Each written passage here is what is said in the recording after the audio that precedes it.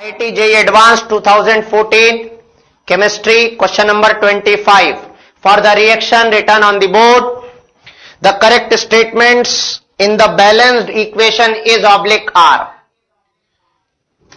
Question में कहा है बैलेंस्ड इक्वेशन के लिए करेक्ट स्टेटमेंट बताइए, तो हमें रिएक्शन को बैलेंस करना पड़ेगा।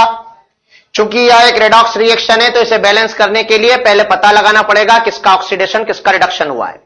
यह पता लगाने के लिए हम हर एलिमेंट की रिएक्टेंट प्रोडक्ट साइड में ऑक्सीडेशन स्टेट निकालकर चेक करेंगे कि रिएक्टेंट से प्रोडक्ट में जाने पर किस किस की ऑक्सीडेशन स्टेट चेंज हुई।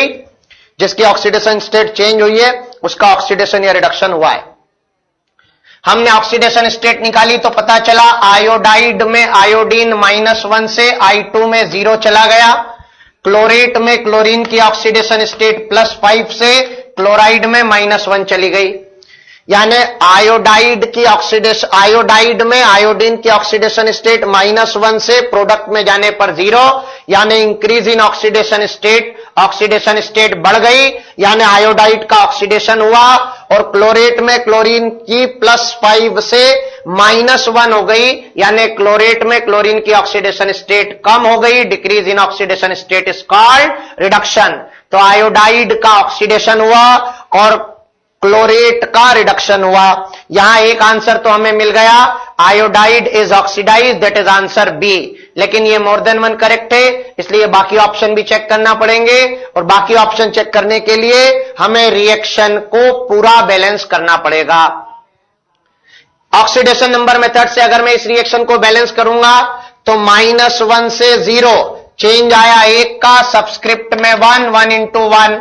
क्लोरेट में क्लोरीन +5 से -1 चेंज आया 6 का, सबस्क्रिप्ट में 1, 6 1 जा 6।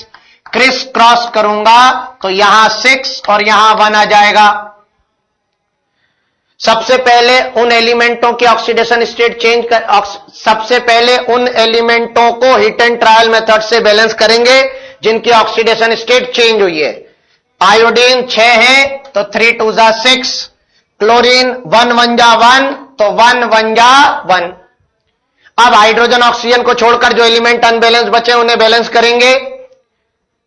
यहां पर हाइड्रोजन ऑक्सीजन को छोड़कर कौन अनबैलेंस बचा है? सल्फर।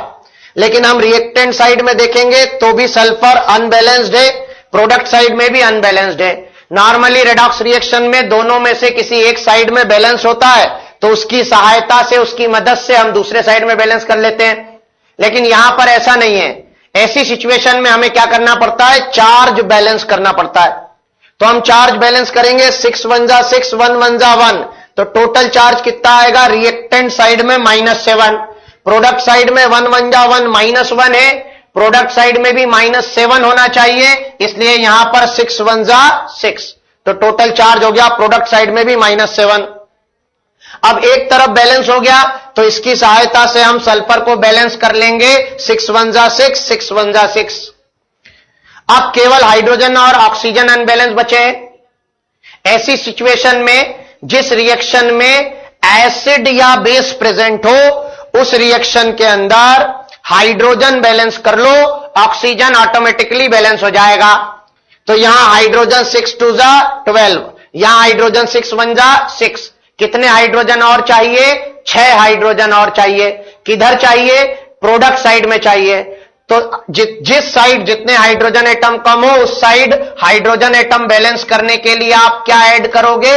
वाटर ऐड करोगे। कितने हाइड्रोजन चाहिए थे? 3 2 जा 6, तो वाटर का कोएफिशिएंट क्या हो जाएगा? 3। अब आप देखो ऑक्सीजन बैलेंस्ड है या नहीं है। अगर ऑक्सीजन बैलेंस्ड है तो आपने सही किया है, और ऑक्सीजन बैलेंस नहीं है यानी आपने कुछ गलती की है। तरीका यह सही है। हमारे पास बैलेंस रिएक्शन आ गई है। अब हम ऑप्शन चेक करेंगे। Stoichiometric coefficient of HSO4 negative is 6, yes, A option is correct.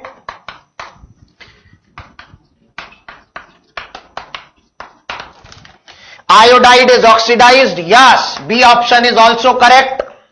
Sulfur is reduced, no, sulphur की ऑक्सीडेशन स्टेट दोनों तरफ +6 है, इसलिए sulphur is neither oxidised nor reduced.